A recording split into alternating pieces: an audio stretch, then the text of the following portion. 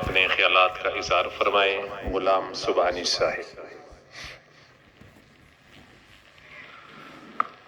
بسم اللہ الرحمن الرحیم نحمدہ ونصلی ونسلم علی رسولہ الکریم اما بعد فاعوذ باللہ من الشیطان الرجیم بسم اللہ الرحمن الرحیم قال اللہ عز وجل فی کتابہ المجید اعوذ باللہ من الشیطان الرجیم بسم اللہ الرحمن الرحیم یا ایہا الذین آمنوا اتقوا اللہ وکونوا مع الصادقین آمنت باللہ صدق اللہ مولانا العظیم۔ صلاۃ کے بعد لائق صد عزت و تکریم آج کے ہمارے مہمان جناب محترم پیر محمد سرفراز سیفی صاحب، خرسادات پیر سید مقبول حسین شاہ صاحب، دیگر جتنے بھی سلاسل سے تعلق رکھنے والے عشاقان مصطفیٰ آج کی اس پاکیزہ بزم میں حاضر ہوئے، السلام علیکم ورحمۃ اللہ وبرکاتہ۔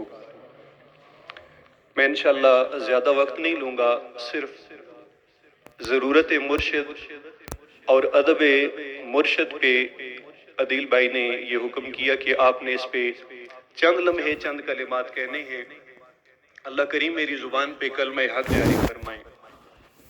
نگاہ مرشد کامل سے عشق مصطفیٰ حاصل، نگاہ مرشد کامل سے عشق مصطفیٰ حاصل، خدا کا قرب دیتی ہے محبت پیر خانے کی۔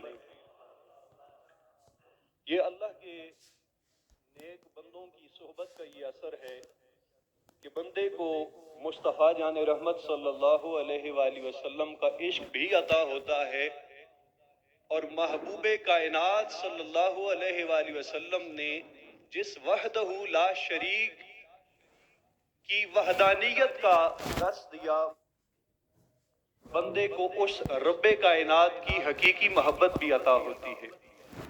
تو اس لیے کسی بھی نیک اور صالح بندے کا دامن پکڑنا یہ انتہائی ضروری ہے۔ اور اس کے ساتھ ساتھ میں یہ عرض کرتا چلوں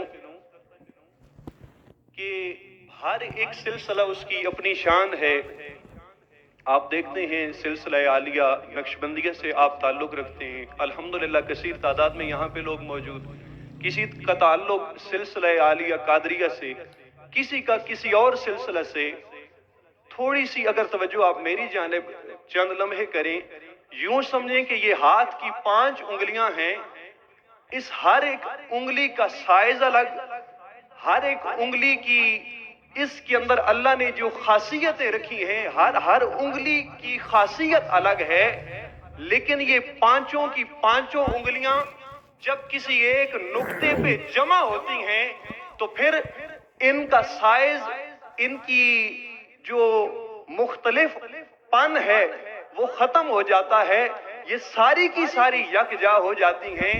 اب اس مثال کے ساتھ بات سمجھئے گا کہ کسی شخص کا بھی تعلق کسی بھی سلسلہ سے ہو، جب سارے کے سارے سلاسل ایک نقطے پہ اکٹھے ہوتے ہیں تو وہ نقطہ ہمیں متحد کر دیتا ہے، اور وہ کون سا نقطہ ہے؟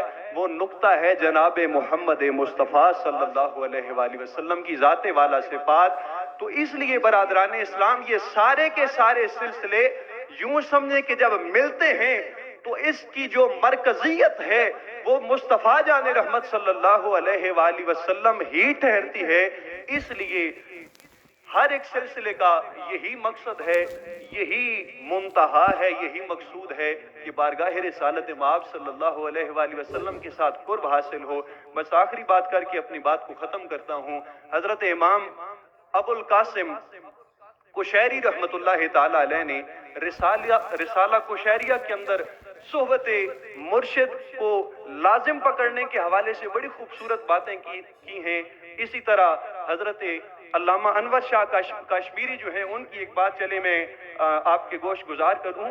وہ کہتے ہیں کہ اللہ والوں کی، بڑی توجہ کے ساتھ فرماتے ہیں، اللہ والوں کی صحبت لازم پکڑو کہ اللہ والوں کی جوتیوں کے ساتھ لگنے والے خاک کے ذرے سلاطین عالم کے سروں پہ سجے ہوئے تاجوں کے اندر जड़े हुए मोतियों से वो खाक के ज़र्रे अफजल व आला ठहरते हैं।